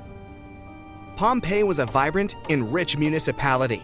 The site's ruins revealed that many areas of Pompeii had boasted impressive bakeries, markets, and even houses with balconies, which were a sign of great wealth at the time. And believe it or not, even some artworks survived the eruption. Archaeologists found well-preserved frescoes and murals with mythological creatures. All this indicates that members of the high society lived there. The city even had thermal baths and showers made from luxurious materials. While you're still in Europe, you'll hop over to visit the iconic Stonehenge. It's a perfect day trip if you stay in the city of London, just a short train journey away. Stonehenge dots the Salisbury Plain in Wiltshire, England, and is one of the world's most recognized ancient ruins. More than 5,000 years old, these curious stone rings are some of the oldest stone structures on the planet. Created out of sandstone, they are shrouded in misery. Who built them and why is still largely unknown. Popular theories claim that Stonehenge was used as a great solar calendar, built to help people keep track of days, weeks, and months. Talk about hard work to create a mere calendar, huh? In the final leg of your trip will take you to explore the Southern Americas. In Guatemala, in Central America, you'll find ancient Mayan ruins. The lost city of Tikal is a city made of 3,000 buildings, the remains of the capital of the Mayan Empire. You can compare its importance to such cities as London or New York today. The North Acropolis is Tikal's most ancient complex of monuments. Built solely by human hands in 350 BCE, it served as the resting place of kings and chiefs. Back in the day, the step pyramid temples were painted a beautiful red. Mayans loved that color. Today, of course, you'll only see the limestone. You might wonder what made such a great city turn into ruins. Well, archaeologists have no clue about the cause of Tikal's decline. Until today, this question remains unanswered. Was it a drought? Disease? Maybe we'll never know. Are you in the mood for some Mayan ruins? Chichen Itza is an archaeological site with the best preserved pyramids on Earth. Located in Mexico's Yucatan state, this Mayan city is well over 1,500 years old. At its peak, it was home to 35,000 people. The site covers 1.9 square miles and has many ruins spread throughout it. The highlight is El Castilla, a tremendous step temple, rising 80 feet above the ground. Its most peculiar feature is that it has 91 steps on each of its 4 sides, including the upper platform, which makes for 365 steps, the same as the number of days in the solar year. Phew, what an intense trip. Time to head home now and soak it all in. See you next time. The story goes that 2 Mayan twin boys loved to play ball. Sure, they were really good at it, but they also made a lot of noise when playing. The lords of the underworld soon became bothered by the sound and summoned the 2 boys to the underworld, a place the Mayans called Xibalba. As soon as the boys reached their gloomy destination, the lords of the underworld began putting them through a series of tests. Soon enough, the inexperienced twin boys failed the tests and lost their lives. But this was not in vain. This sad event resulted in the appearance of a beautiful fruit tree. Soon enough, a young woman saw a beautiful fruit on this tree and reached up to pick it. Legend has it that soon after that, she gave birth to another set of twin boys named Hunahpu and Xibalaqui. Just like their ancestors, these twins were great ball players, but they were equally as loud, and the lords of the underworld became annoyed again. They decided to ask this pair of twins to come to play a game in the underworld, hoping to get rid of them too. When the twins arrived, the lord sent them through a number of frightening places. The first one was the House of Gloom, which was very dark. They then passed through the House of Knives, where they had to avoid getting injured. The twins then built a fire in the House of Cold, so that they didn't freeze, and ran through the House of Jaguars, where they tricked the animals into not eating them. Finally, they entered the House of Bats, where they seemed to have lost their luck. One of the bats managed to run off with Hunahpu's head. The lords then challenged the twins to play ball with them, but the boys were clearly at a disadvantage. Xibalaqui placed a turtle on Hunahpu's shoulders to make up for his lost head, and they began playing. As the lords became distracted by an animal near the court, Xibalaqui stole his brother's head and placed it back in its place. Much to the annoyance of the lords, the twins were now able to tie the game. Hunahpu and Xibalaqui continued to perform a series of tricks for the lords of the underworld.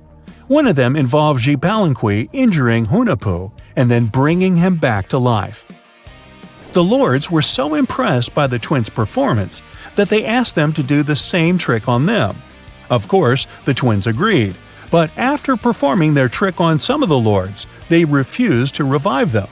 Seeing what had happened, the lords of the underworld admitted defeat and begged for their lives, promising not to intervene in the lives of people ever again. Hunahpu and Xibalaqui were happy to have avenged their ancestors and gained the respect of the lords. Legend has it that the lords of heaven were so impressed by the twins that they took them to live in the sky by turning them into the moon and the sun. The Maya civilization was one of the most dominant indigenous societies in history, and their folklore and traditions are still discovered and studied today.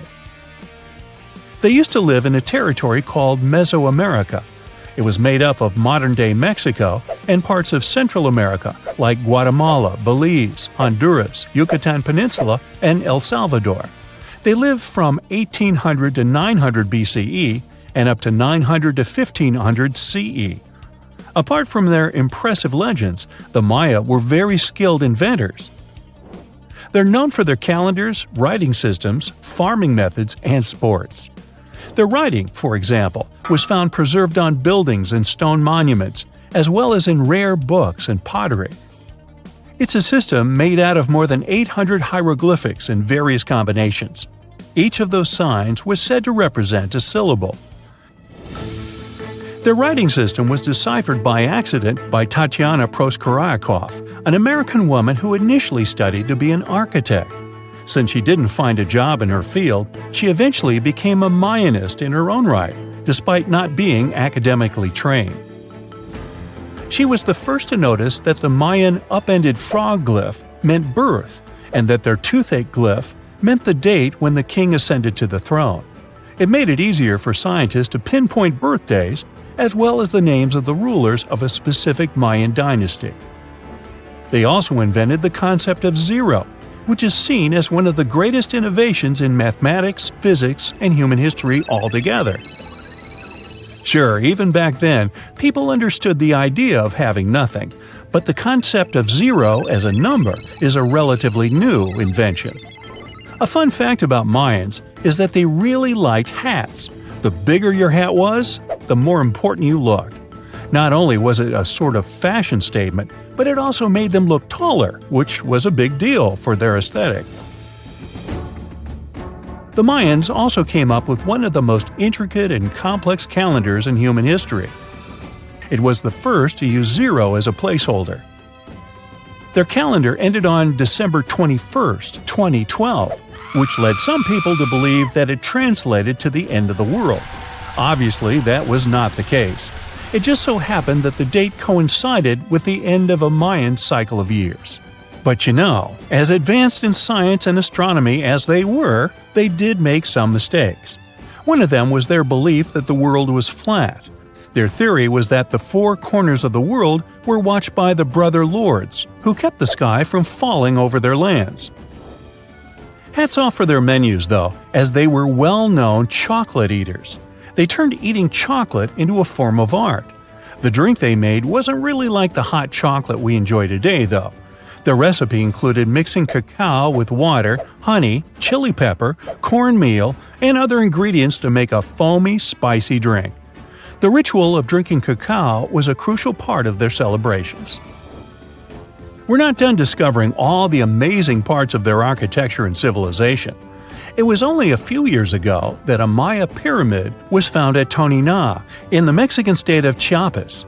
It was estimated to be more than 1,000 years old. The reason why it escaped archaeologists for so long was that it lay hidden under what was believed to be a natural hill. The ruins of two Mayan cities have been recently discovered in the Mexican state of Campeche. Why didn't we find them until now? Well, they were concealed by really thick vegetation, which made it difficult for archaeologists to reach them. The Mayans didn't just disappear. Their descendants are still around today, many of them choosing to live in their ancestral homelands. You can find them in Guatemala, for example, where the Maya people make up the majority of the population. Overall, the Maya ethnic group contains people that speak different Mayan languages, such as Yucatec, Quiche, Quechua, or Mopan. They had no idea what a spa day was, but the Mayans really enjoyed a nice sweat once in a while. Sweat lodges were discovered around ancient Mayan sites. They were built out of stone or adobe. These rooms were an essential part of their cleansing and healthcare rituals. One of the earliest sweat lodges was found in Quello in northern Belize and appeared to date back 3,000 years. One of the most important parts of the Mayan culture was a ball game which they named Pips. It had both political and spiritual significance. We can see ball courts at important parts of Mayan archaeological sites. The main goal of the game was to pass a rubber ball through a very high stone hoop without using your hands. Basically, it was a combination of soccer and basketball. However, it could have serious consequences. The loser could, at times, even lose his own life. Ooh, high stakes indeed. Because of this game and the need for bouncy balls, the Mayan people were some of the first cultures to use rubber. They made it using natural latex.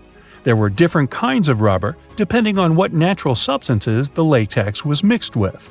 And that, my friend, is the way the ball bounces. Sorry, but you know me, I just couldn't resist. There's this interesting ancient site near St. Louis, Missouri, that a lot of people don't know about. It's called Cahokia, and it used to be a huge city with up to 20,000 people living there back in the 11th century. It's full of these massive earthen mounds that were built by hand, and the biggest one is still there today, at the Cahokia Mound State Historic Site. Even though we don't know everything about this civilization, researchers have been able to piece together some information from the remains they've found. For starters, they found some pretty old teeth at this site. After studying their appearance and structure, Scientists suggest that a lot of different indigenous groups lived there. About a third of them came from other areas in the middle of the continent, which they figured out by studying the different levels of various substances in the teeth. And get this, the way the mounds are arranged shows that this was actually a planned-out city, not just a bunch of villages grouped together. The rulers lived on top of the mounds, while everyone else lived in other structures. It's amazing to think that they were doing things like farming, hunting, logging, pottery, and weaving, all within this one giant city. Right in the middle of Cahokia, there was this giant mound that was about 100 feet tall. And around it, there was this huge wooden fence. Inside the fence was the city center, which had a big open space called a plaza. Archaeologists think that the plaza was designed to represent the 4 cardinal directions of the world. It was like the people who built it wanted to create a place that was in harmony with the universe. The center of the city was where they held ceremonies and events, and it was such a big deal that people from outside Cahokia would come to be a part of them too. What became of this city? Hard to tell. Some people think that the reason it fell apart is that they cut down too many trees and the land got all messed up. Other scientists believe that's not true because the soil was still in pretty good shape after the city was gone. The Europeans were not even around at that time, so they couldn't have influenced the downfall of Cahokia either. There's also one theory that suggests there were fights with other communities that caused the city to collapse. These days, there are over 65 preserved mounds, and you can even climb the steps of the tallest one. The best part is that local authorities are thinking of making it a national park, so you should totally plan to visit before it gets too crowded. Mohenjo-Daro is another lost ancient city that's still surrounded by mystery. Located in modern-day Pakistan, it was a city that flourished during the Bronze Age, and it was extremely advanced for its time. It had things like water systems and fancy architecture that other cities didn't have back then. Despite these features, it's not as well known as other ancient cities, like those in Egypt or Mesopotamia. What's even weirder is that at some point, the city was abandoned, and no one knows why. Archaeologists found the city in 1911, but it took a while for them to realize how important it was. Eventually, they uncovered a lot of really interesting things about the city, like its advanced sanitation system. Excavations uncovered over 700 wells, as well as private baths and a large communal bath. Remarkably, even private homes had toilets, and waste was efficiently disposed of through a city-wide sewage system. They also had a lot of trade connections and made some really beautiful objects, like pottery, jewelry, and figurines that were sold all over the region. Despite its amazing culture and knowledge, scientists have yet to figure out why the city was abandoned. Some people think changes in the nearby river might have had something to do with it. The writings that the people of Mohenjo-Daro left behind are still a complex code, even for the most skilled specialists, making it even harder to piece together their history. Have you heard of the lost city of Kolmanskop? It used to be a small settlement in the Namib Desert. Legend has it that it got its name from a man named Coleman who got stuck in the local dunes and was never seen again. But that's not the interesting part. In 1908, a railway worker found a shiny stone and showed it to the chief railway foreman, who turned out to be a hobby mineralogist. They discovered it was a diamond, and soon, Kolmanskop became the richest town in Africa and one of the richest places in the world. It had luxurious stone houses, a school, a hospital, and even an ice factory to produce ice for fridges. The hospital had the first X-ray machine in southern Africa, which was supposedly used to check if workers were illegally swallowing diamonds. Its popularity began to decline in the late 1920s when another diamond-rich location was discovered nearby. Most of the inhabitants soon began to flee the city in search of a better life, leaving the buildings abandoned. In 1938, all machinery was taken south and the town was left to the desert. The last inhabitant left Kolmanskop between 1956 and 1960. The hot climate and low humidity have preserved the structures over time, and tourists can now visit this desert ghost town. You've surely heard about this next ancient city, Machu Picchu. It's this incredible ancient location in Peru. It stretches across a huge piece of land in the Andes Mountains and sits high above sea level. It's even considered one of the wonders of the modern world. But here's the thing.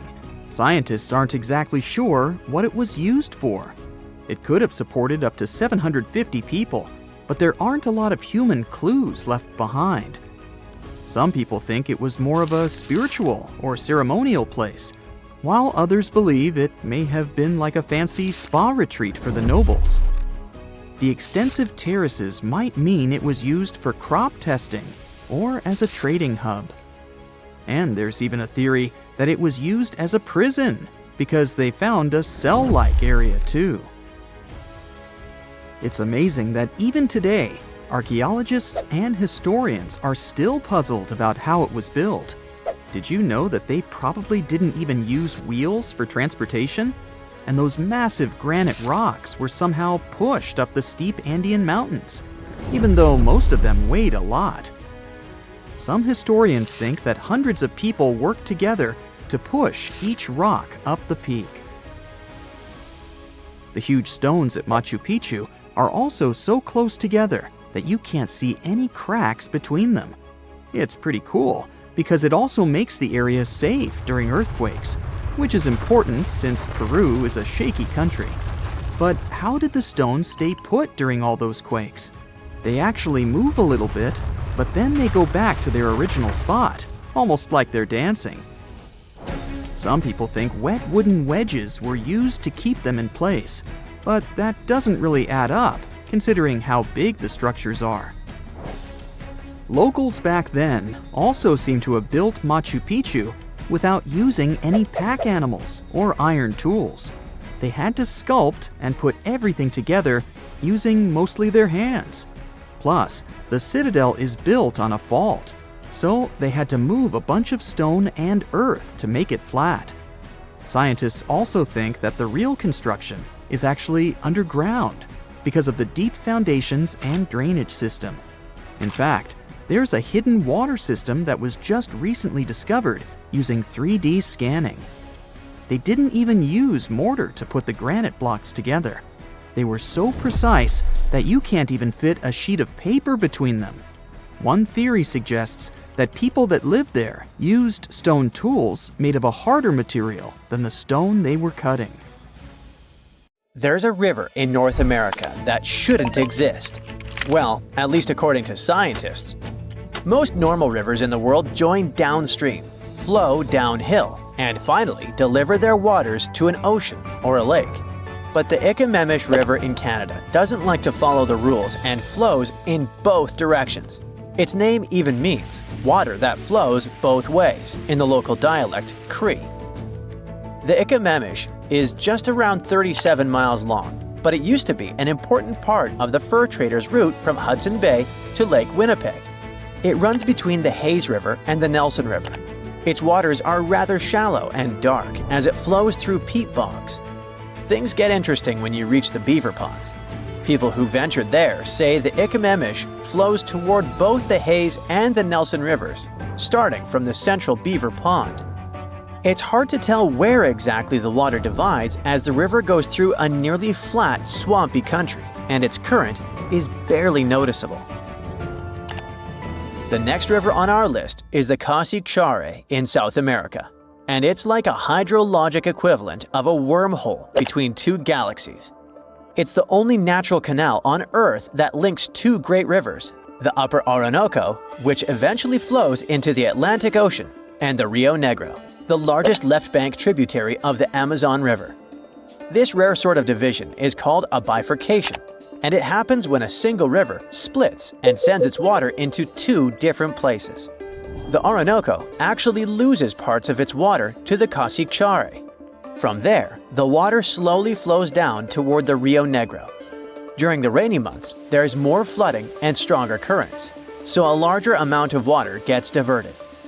For many local communities, the Cassiquiare is more than just a river. It's sacred. They see it as a path that the ancestral spirits made to bring the great rivers together. Other stories say powerful deities shaped the land to create this special waterway. The Wayambo River in Suriname can flow either east or west depending on its mood. Just kidding. You gotta blame rainfall and human activity for this unusual behavior. People put locks on the river to divert it. One lock, for example, is there to help the rice farmers get enough water. There are at least 3 bifurcation points in the river. It's tricky to control the Wayambo and to predict where the pollutants will spread along the river. It's close to gold mining and oil production sites, so it's a real problem. If you've ever wanted to drink water from 2 oceans at once, North Two Ocean Creek in Wyoming is the place to go. It begins high up in the Teton Range and later splits into 2 branches. The Pacific Creek joins the larger Snake River, which merges with the Columbia River, and finally reaches the Pacific Ocean. The Atlantic Creek heads east and flows into the Yellowstone, Missouri, and Mississippi rivers, and eventually empties into the Gulf of Mexico. If you connect the 2 creeks' watersheds on a map, you'll get a single blue line between Oregon and Louisiana. Explorers who were looking for the Northwest Passage between the 2 oceans never knew they could have used the creek. They would just need really tiny boats. Some scientists believe that cutthroat trout knew about this route long before people. They managed to migrate from the Snake River to Yellowstone River, most likely using this creek. The next star on our list could take over the mighty Mississippi. About 12,000 years ago, the Mississippi started drifting toward the basin of the Red River.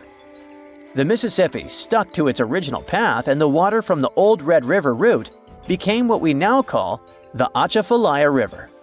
It used to be jammed up with logs for about 30 miles and wasn't fit for navigation. By the middle of the 19th century, European settlers cleared the logjam.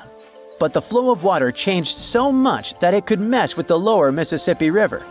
So, people built special structures at the bifurcation to control the way water flowed between the rivers. At times, up to half the water from the Mississippi can get pulled down the Atchafalaya. You can see this massive amount of water even in satellite photos. Digital elevation maps and computer models also show exactly how the rivers split. If those control systems weren't there, the Atchafalaya would probably take over and steal most of the Mississippi's water. New Orleans could lose its main source of fresh water, and shipping along the Mississippi would take a big hit. The Arroyo Partido, meaning parted stream in Spanish, in southern Argentina, also carries its waters to 2 oceans at once. It starts high up in the Andes Mountains and cuts through a steep forest covered in trees. When it comes out of the canyon, it enters a wider area where a big, rocky outcrop sits right in the middle of the stream and splits it in 2.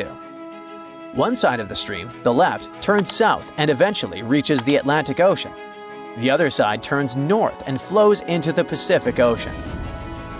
It's pretty unique because the bifurcation doesn't happen in a flat lowland, but in a mountain saddle. It's kind of like a dip between 2 mountain peaks. You won't find much about Arroyo Partido on most maps though. That's partly because the area wasn't well mapped until the late 1800s, and partly because the stream is small and surrounded by lots of bigger rivers and lakes that usually get all the attention. Also, there are no public water flow models available for this stream yet. Still, people have confirmed the split using aerial images and photos taken by hikers and travelers. A digital elevation model also shows that if you poured water right in the area where it's supposed to split, it would naturally flow both ways. Divide Creek is located on the border between British Columbia and Alberta in Canada. This stream flows down a mountain and reaches a saddle-shaped area called Kicking Horse Pass, where it splits in 2. It happens because of Summit Lake, which sits just west of the Continental Divide. A long time ago, Summit Lake was much bigger and probably stretched across the entire pass, possibly causing the stream to split back then too. But over time, the lake got smaller and now only exists on the west side. It left behind a swampy wetland right at the highest point of the pass. Like Arroyo Partido, Divide Creek didn't show up on many old maps. It's small and the area is covered with thick forest, so even aerial photos don't clearly show the stream splitting. The best proof we have today comes from Yoho National Park, where a marker explains the bifurcation. It's placed along a hiking trail, and if you're up for an adventure, you can take a short side path that leads right to the spot where Divide Creek divides. Now, how about a lake for a change? Wollaston Lake is tucked away in the far northwest corner of Saskatchewan, Canada. The coolest part about it is that it also bifurcates. Near its northern end, about 90% flows into the Cochrane River and heads northeast, and around 10% flows into the Fond du Lac River and goes northwest. Where the water ends up, either toward the Arctic Ocean or the Hudson Bay, depends on which side of a long peninsula it's on. Maps and models show that there might still be some water flowing between the two sides of the peninsula, so technically it's not a perfect bifurcation, but it's still one of the most fascinating natural features around. The peninsula itself is slowly eroding, and eventually it might disappear. But geologists say that because of the Y-shaped layout of the lake, the water will keep splitting into both river systems no matter what. Even long before European explorers came around, the local people already knew how special Wollaston Lake was. They called it Lake Manitou, which means spirit. They believed the lake had supernatural powers because of its rare position at the top of two major watersheds. You type Tonga Cliff Mystery into Google and this pops up. A rock. Yep, just a rock. At least at first glance. But it gets weird once you realize this is actually a 2-story tall boulder perched on top of a 120-foot high cliff in Tonga. And it's chilling there, at a whopping 128 feet above sea level. So, how the heck did this rock get there? First, a proper introduction. This is Makalahi, which means big rock in Tongan. This name hits the nail on the head because this baby stands at about 22 feet tall. That's taller than a giraffe standing on its tiptoes. And it weighs over 1,300 tons. And that's like stacking nearly 325 elephants on a giant scale. With those massive measurements, it makes total sense that the locals call it Makalahi. But from now on, we can also think of it as the giant tsunami rock. And to understand why, I've got to tell you the story of Makalahi in Tonga. In 2024, researchers from the University of Queensland's School of the Environment were exploring the southern side of Tongatapu Island. One day, they were chatting with a group of local farmers who mentioned a strange and massive rock sitting up on a cliff. And they were honestly pretty surprised. After all, it didn't make any sense for such a huge boulder to be located that far inland, especially since it's sitting about 656 feet away from the edge of the cliff.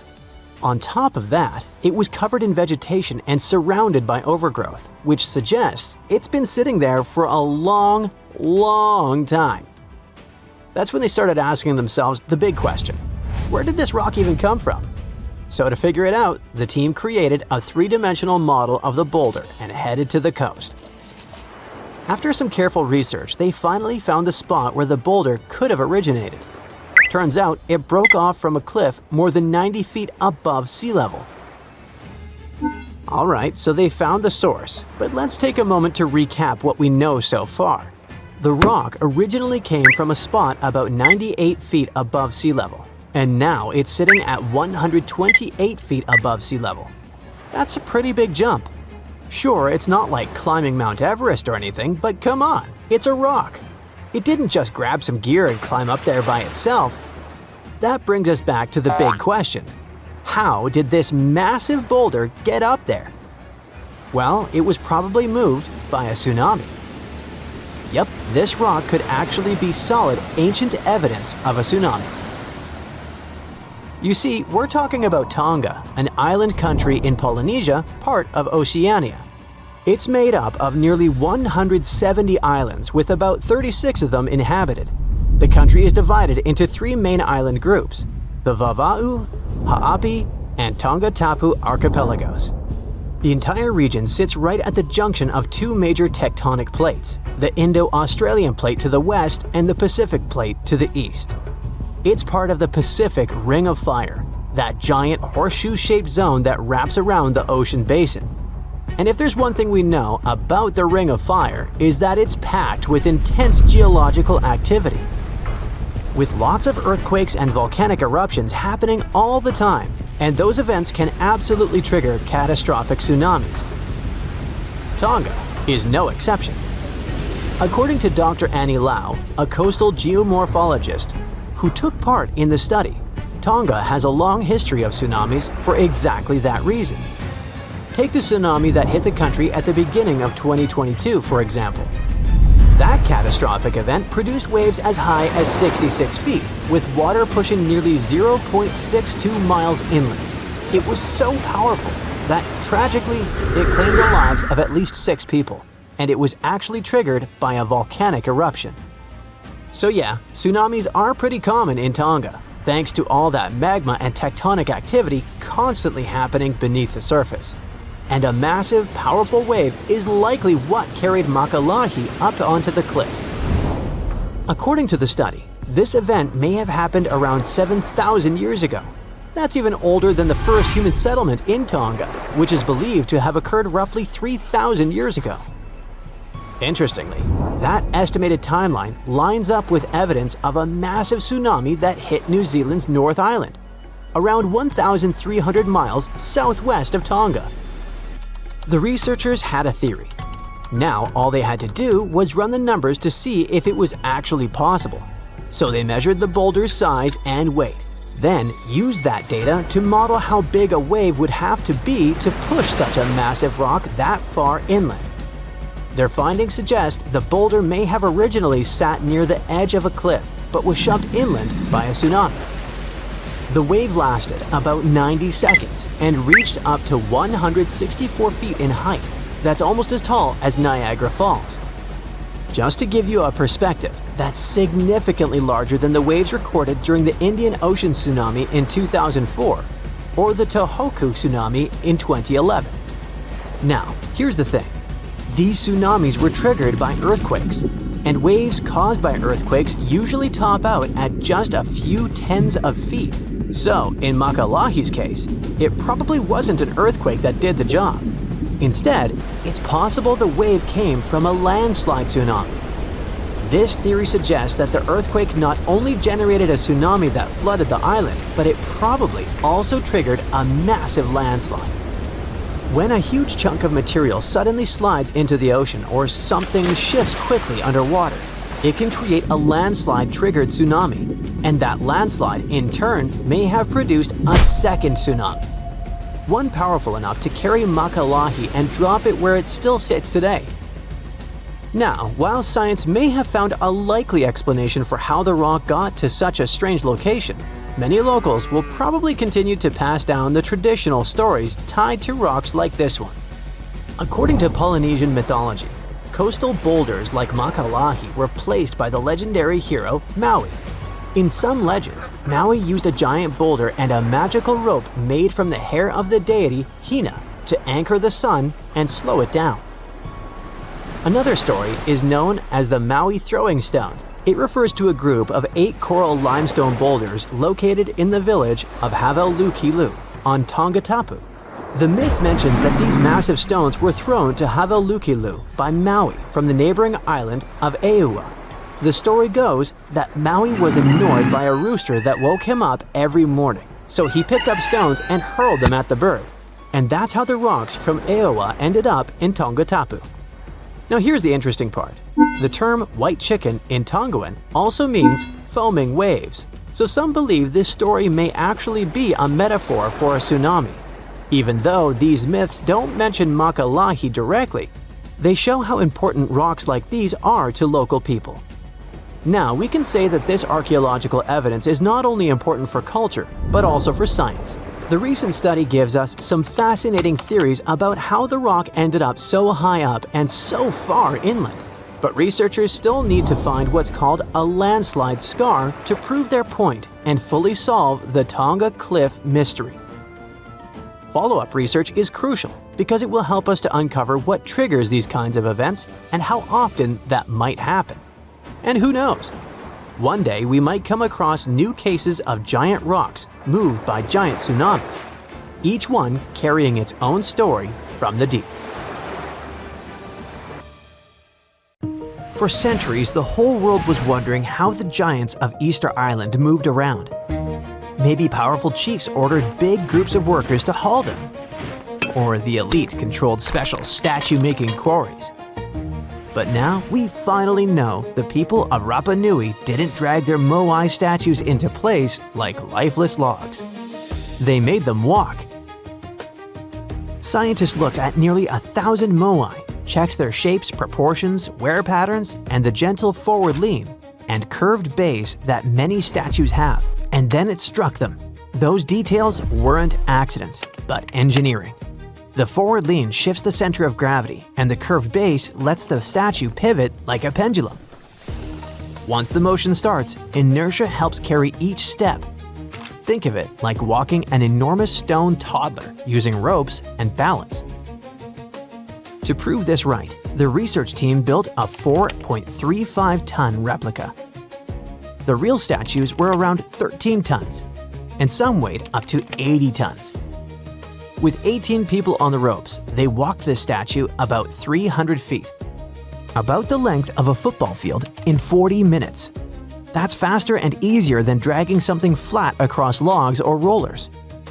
The old roads of Rapa Nui also help the process. They're about 14 feet wide, and the way they curve inward makes them perfect to keep a statue steady while it walks forward. Every time the islanders moved a moai, they weren't just walking it, but they were literally shaping the road as part of the job. When you look at the island's landscape today, you can actually see these paths crisscrossing each other, sometimes running side by side like alternate routes.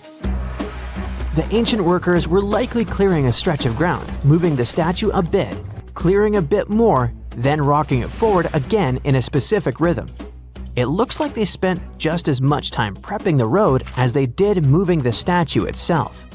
So, the ancient Rapa Nui didn't need thousands of workers or modern machinery, and it all worked with just ingenuity, rhythm, teamwork, and clever design. Their transportation wasn't the only moai mystery. People knew the statues were meant to honor important chiefs, but no one could explain why the ancient islanders picked those exact spots for them. Most of the moai sit right along the coastline, almost like they're guarding the island. So a team of scientists took a closer look at those locations, and the answer turned out to be all about water. Easter Island's volcanic soil is super porous, which means it soaks up rainfall quickly.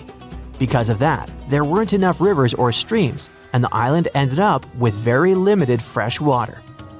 Hundreds of years ago, the people survived thanks to groundwater discharge. Basically, water stored deep underground in layers of rock or soil called aquifers eventually rises up to the surface on its own. When that water bubbled up near the coast, it mixed with seawater, but the mix stayed fresh enough to drink. The locals collected it right from those coastal spots, and that's exactly where they built the moai.